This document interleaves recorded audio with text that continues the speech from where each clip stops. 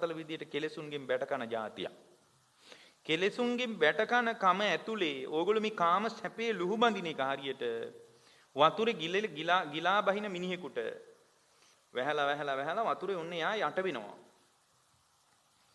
එතකොට වතුරේ යට යා ගිලා බහිනවා. බොහොම වේගයෙන් වැහැලා. වර්ෂාව වැඩිකමටම වතුරේ ගිලා බහිනවා. එතකොට ගිලා බහිනකොට පිටින් මිනිහෙක් ඇවිල්ලා කියනවා මේ කුඩේ ගන්න කියලා. එතකොට කුඩේ ගත්තාම එයා කුඩේ අටව ගන්නවා ඉක්මනට. කුඩේ අටවල දුන්නම එයා අල්ල ගන්නවා. දැන් එයා ගිලෙන එක නවතින්නෙත් නැහැ. කුඩේ අතට ගත්තා කියලා ගිලෙන එක නවතිනවද? නවතින්නෙත් නැහැ. හැබැයි එතන විතරක් වහින එකට අහුවෙන්නේ නැහැ එයා. එතන විතරක් එයාගේ ඔළුව විතරක් අර ගිලෙමින් ඉන්න එයාගේ ඔළුව විතරක් තෙමින් නැතුව යාන්තම් බේරෙනවා. හැබැයි යා ඉන්නේ වතුරට ඒ වැටෙන වතුර ටික එකතු වෙන එක නැවතිලා නැහැ. එයා අවදානමෙන් මිදිලා නැහැ. පුංචි අස්සසිල්ලක් තියෙනවා. මොකද්ද? ඒ වෙලාවේ යාව තෙමින්නේ නැහැ. ඒ වෙලාවේ යාගේ ඔළුව තෙමින්නේ නැහැ. හැබැයි යා ඉන්නේ අනාථකමේමයි. ඔන්න ඔය වගේ එකක් තමයි පින්වත්නි කාම සැපය කියන්නේ. ඕගොල්ලෝ පරිහරණය කරන කාම සැපය කියන්නේ ඔන්න ඔය වගේ ස්වල්ප යහපතක් වෙන එක. ඕගොල්ලෝ ලොකු දෙයක් විදියට අල්ලගෙන හිටියට ලොකු දෙයක් කියලා ඕගොල්ලෝ සැලසුම් කරගෙන හිටියට ඕගොල්ලෝ පරිහරණය කරන නඩත්තු කරන හොයාගෙන ලුහු බඳින සැපය කියලා කියන්නේ අන්න ඒ වගේ පුංචි දෙයක්. ගොඩාක් ලොකු දෙයක් නෙමෙයි. බොහෝම පොඩි දෙයක්. ඒ නිසා මේ ස්වල්ප දේ තේරෙන්නේ ධර්මයේ නම් වූ අයෝමය විශ්වාසය ඉදිරියේ විතරයි.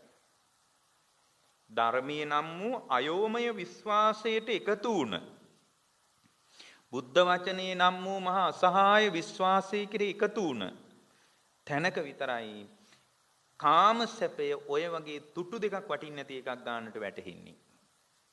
නැත්තම් නම් වැටෙන්නේ බලන්න පින්වත්නි ධර්මාසනේ වාඩි වෙලා කාමයන්ට අතවනන කාමයන්ට ආමන්ත්‍රණය කරන අවස්ථා නැද්ද? තියෙනවා. එහෙම වෙලාවක් මේක. ඒ නිසා පින්වත්නි මේ ධර්මයේ තුල ඉදිරියට යන්න තමයි අර්බුදේ වැටෙන්නේ. නැත්තම් බෑ. නැත්තම් යාට අර්බුදේ වටහා ගන්න බෑ. එහෙමනම් මේක හොඳට අවබෝධ කරගන්න, හොඳට තේරුම් ගන්න. මොකද්ද? දැන් එයා බැලුවා ඊට පස්සේ අතීත රූපේ බැලුවා දැන් වර්තමාන රූපේ බලනවා. වර්තමාන රූපය කියලා ගන්නෙ මොකද්ද? උපතේ සිට මරණය දක්වා රූපය කියන එක. වර්තමානයේ හටගත්ත රූපයක් ඇද්ද? රූප ඇද්ද? ඒ රූප සියල්ලම සතර මහා ධාතුන්ගෙන් හටගත් ඒවා. ඔන්න දැන් අර සමාධිමත් සිතකින් දකින විදිය. වර්තමානයේ හටගත්ත රූපය යම්තාක් රූපයක්ද ඒවා කොහොම සතර මහා ධාතුන්ගෙන් හටගත් ඒවා. ඒ මගේ මේවා වහා වෙනස් වෙලා යන ඒවා. වහා වෙනස් වෙලා යන ඒවා. ඒ නිසා අනිත්‍යයි කියලා බලනවා. දැන් ඔන්න ප්‍රඥාව මෝරනවා ටික ටික සම්මා දිට්ඨිය සිදුරු වැහිගෙන එනවා. සක්කාය දිට්ඨිය තවම කැඩෙන්නේ නැහැ. ඒ විදියට බලනකොට එයාට වැටහෙනවා මේ වර්තමානයේ හටගත්ත රූපයත් මම නෙමෙයි, මගේ නෙමෙයි, මගේ ආත්මේ නෙමෙයි කියලා එයාට පේන්න ගන්නවා. එයා එහෙම සම්මර්ෂණය කරනවා. පේනවා නෙමෙයි. ඊට පස්සේ ආ බලනවා අනාගතේ හට නොගත්තා වූ රූප. ඒවා හටගෙන නැහැ. ඒතර අනාගතය කියලා ගන්නේ අදින් ඉස්සරහා ඒවා නෙමෙයි. උපත සිට මරණය දක්වා කාලයෙන් පස්සේ රූපයක් ලැබෙනවා නම් ඒ රූපය අන්න අනාගත භවය ගැනත් සැක දුරු වෙනවා. එතකොට ඒ සැකය තිබ්බොත් කවදාවත් අවබෝධය කරා යන්න බෑ. සම්මා දිට්ඨියේ සිදුරු තියාගෙන කවදාවත් ලෝකෝත්තර අර්ථයේ මතුවෙන විදර්ශනා සම්මර්ෂණයකට එකතු වෙන්න බෑ. අපි කොහොම හරි අඩු ටික පුරවන්න ඕන. අපි තුල පවතින අඩුපාඩු ටික අපි කොහොම හරි පුරවා ගන්නට උවමනා කරනවා. එතකොට දැන් අපි බලන්නේ මොකද්ද? අනාගතේ හට නොගත්තා වූ යම් රූප ඇද්ද? ඒ සියලුම රූප සතර මහා ධාතුන් නිසා උපන්නේවා. සතර මහා ධාතුන්ගෙන් උපන්නේවා.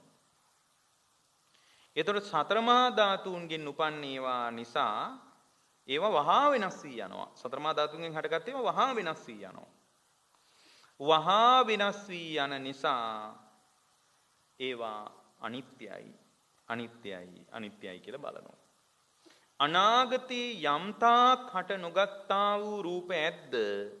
ඒ හට නොගත්තා වූ රූප සතර මහා ධාතුන්ගෙන් හටගත්ත නිසා ඒවා වහා වෙනස් වී යන නිසා ඒ සියලු රූප අනාගතේ හටගන්නා වූ සියලුම රූප මම නෙමෙයි, මගේ නෙමෙයි, මගේ ආත්මේ නෙමෙයි කියලා බලනවා. එතකොට අනාගත රූපය ගැන අදහසක් තියනව නේද? මෙසේ වේවා මෙසේ නොවේවා කියලා. අනේ අනාගතේ මෙහෙම ඉපදෙන්න නැත්තම් මෙහෙම ඉපදෙන්න නැත්තම් කිය අපි අර හිත ඇතුලේ සැලසුම් කරනවා නේද? හිත ඇතුලේ අලුතෙන් බලාපොරොත්තු හදා ගන්නවා නේද? අනේ මේ වගේ රූපයක් ලැබෙනවා නම් හොඳයි. මෙබඳු රූපයක් නොලැබෙනවා නම් හොඳයි කියන්නේ. සමහර මිනිස්සු කොච්චර දුර්වලද කියනවනම් බල තිරිසන් ලෝකේ පවා රූපේ ප්‍රාර්ථනා කරනවා. ඒ ධර්මයක් දන්නේ නැතුණම් දැන් සමහරට බලන්න හිතන්න මම කුරුල්ලෙක් ඉගිල්ලා ඉන්නකොට සමහර මිනිස්සු කියන්නේ නැද්ද අනේ මටත් නැත්තම් ඔය වගේ කුරුල්ලෙක් වෙලා ඉගිලිලා යන්න කොච්චර සැහැල්ලුද. එයා තිරිසන් ලෝකේ ඇතුලෙන් පතනවා.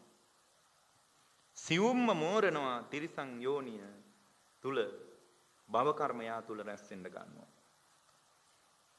අනේ ධනවත් ගෙදරක බල්ලෙක් හරි වෙලා උපදින්න නැත්තම් ඔන්න ඔය වගේ එක අදහස් තියෙනවා.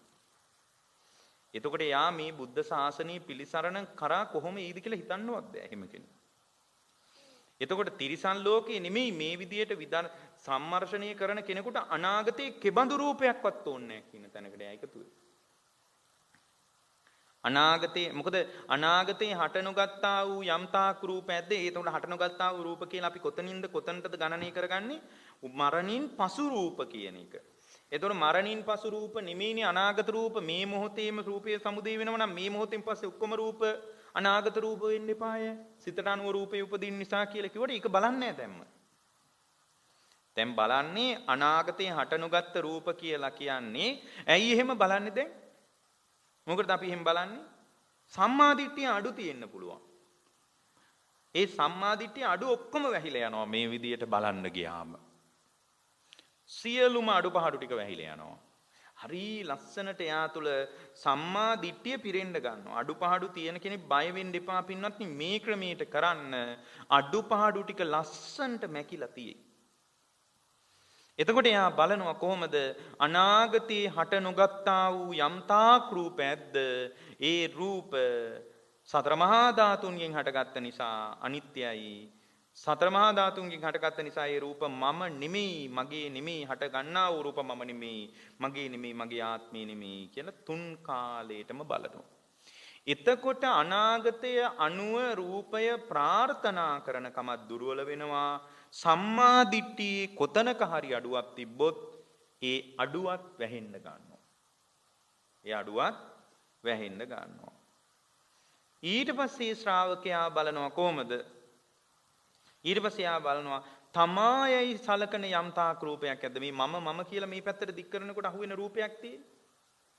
තමායයි සලකන රූපයක් ඇද්ද? ඒ තමායයි සලකන රූප සතර මහා ධාතුන්ගෙන්ම හටගත්. අන්න ආත්ම දෘෂ්ටි දුර්වල වෙන්න ගන්නවා දැන්. සක්කාය දිට්ඨිය දුර්වල වෙන්න ගන්නවා. ගැටේ බුරුල් වෙන්න ගන්නවා. මේක හරි ලස්සන දෙයක්. තමායයි සලකන යම් රූපයක් ඇද්ද? එතකොට මේ පැත්තට බලනකොට අහුවෙන රූපේ. තමායයි සලකන යම් රූපයක් ඇද්ද? ඒ තමායයි සලකන රූපය සතර මහා ධාතුන් නිසා හටගත් හේින්ද වහා වෙනස් වී යන හේින්ද අනිත්‍යයි අනිත්‍යයි අනිත්‍යයි කියලා බලනවා. ඔන්න ඔතන තමයි මම කියලා රූපේ පැත්තට නැමුණු බරවුණු ගතිය දුර්වල වෙන්න ගන්නෙ. තමායයි සලකන රූපයක් ඇද්ද? ඒ රූපය සතර මහා ධාතුන්ගෙන් හටගත්ත නිසා වහා වෙනස් වී යන නිසා. සතර මහා ධාතුන්ගෙන් හටගත්ත නිසා වහා වෙනස් වී යන නිසා අනිත්‍යයි. තමායයි සලකන රූපේ සතර මහා ධාතුන්ගෙන් හටගන්න තියෙන්නේ. මට ඕන විදිහට නෙමෙයි. එහෙනම් මම නෙමෙයි. මගේ නෙමෙයි. මගේ ආත්මය නෙමෙයි කියලා අනාත්මයම ප්‍රකට වෙන විදියට බලන්න පටන් ගන්නවා. ඊට පස්සේ අර ඇතුලේ දෘෂ්ටිගත වීම ටික ටික බුරුල් වෙනවා. ඇතුලේ ආතුල පවතින දිටිගත වීම තියෙන්නේ ටික ටික බුරුල්. එතකොට යා මොකද කරන්නේ? එතකොට මේ සිතේ ස්වභාවය තමයි එළිය වටිනාකම පෙන්වන්නේ. ඒක නම් මේ හිතේ ලක්ෂණයක්මයි පින්නත්. මේ සිතේ ඇතුලේ වටිනාකම අඩුවෙන් පේනකොට පින්නත්නි එළියේ වටිනාකම පේන මට්ටම එනවමයි. ඒක මේ හිතේ හැටි පින්නත්නි. ඇතුලේ වටිනාකම දුර්වල වෙනකොට පින්නත්නි එළියේ හරි වටිනාකම හදලා පෙන්නනවා. ඒ නිසා තමයි විදර්ශනා කරද්දී කියන්නේ අජ්ජත් බාහිර වශයෙන් දෙපැත්තට විදර්ශනා කරන්න කියලා. දැන් තමා වශයෙන් මම කියලා දැකපු බරපතල හුරුව දුර්වල වෙනවා, කැඩෙන්නෙම නෑ, දුර්වල වෙනවා. එතකොට යා මොකද කරන්නේ? මේ බාහිරයයි සලකපු යම්තාක් රූපයක්ද අනුන්‍යයි දරුවයයි. හැබැයි මතක තියාගන්න මේ විදිහට බලන්නේ සවිඥානික කය විතරයි. අපි හැමදාම එක කියනවා, ඒවා මේ වෙලාවේ කියන්නේ නෑ. මේ විදියට බලන්නේ සවිඥානික ශරීරේ විතරයි. මේ විදියට බලන්නේ රූප කිව්වහම පින්වත්නි ඇඳපුටු මේසත් ගන්න පුළුවන්. රූප කිව්වහම පින්වත්නි මේ ආවාස, ගෙවල්, දොරවල්, යාන වාහන, මිල මුදල් ඔක්කොම ගන්න පුළුවන්. ඒ එකක්වත් බලන්නේ නැහැ. අපි පින්වත්නි එකක්වත් බලන්නේ නැහැ. ඒතර අපි බලන්නේ මොකද්ද? අපි බලන්නේ සවිඥානික බඹයක් වමන වූ කලෙබරයයි. බාහිරටත් එහෙමයි. බාහිරට බලනකොට කොහොමද බලන්නේ?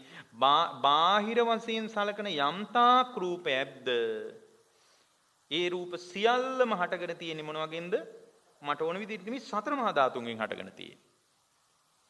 සතර මහා ධාතුන්ගෙන් හටගෙන තියෙන්නේ. සතර මහා ධාතුන්ගෙන් හටගත්තා නම් ඒ වගේ පැවැත්ම ගැන විශ්වාසයක්, නිශ්චිතතාවයක් නැහැ. සතර මහා ධාතුන්ගෙන් හටගත්තා නම් සතර මහා ධාතු ගැටෙන විදියට රූපේ විවිධ වෙනස්කම් වලට පත් වෙනවා. සතර මහා ධාතුන්ගෙන් හටගත්ත නිසා බාහිර රූපය මම නෙමෙයි. බාහිර රූපය මගේ නෙමෙයි. බාහිර රූපය මගේ ආත්මය නෙමෙයි. අනිත්‍යයි, අනාත්මයි කියලා සම්මර්ෂණය කරනකොට එළියේ ලෝකෙත් වටිනාකම අඩු වෙන්න ගන්නවා. බිරිඳගේ දරුවගේ Tamanගේම දරුවගේ මුණුබුරාගේ පවා වටිනාකම අඩුවෙන් පේන්න ගන්නවා. ඇයි? දරුවා තුලත් සතර මහා ධාතු වශයෙන් පේන. හැබැයි මතක තියාගන්න මේක භාවනා කරන අවස්ථාවේ තිබුණට ආයෙත් ඇස්සරලා බලන වෙලාවට ඔය වටිනාකම වැඩියෙන් පේනවා. නමුත් ඒක කලින් තරම් නැහැ. අර මුලින්ම අනවශ්‍ය වටිනාකමක් දුන්නේ ආත්ම දෘෂ්ටිය ඇතුලේ. එච්චර වටිනාකමක් නැහැ. නමුත් භාවනා කරන වෙලාවට නම් පින්වත්නි සමාධිමත් සිතකින් මේ විදියට බලන වෙලාවට නම් කොහොමවත් නැහැ. ඊළඟට පින්වත්නි දැන් ඔන්න යා පස් තැනකදී බැලුවා.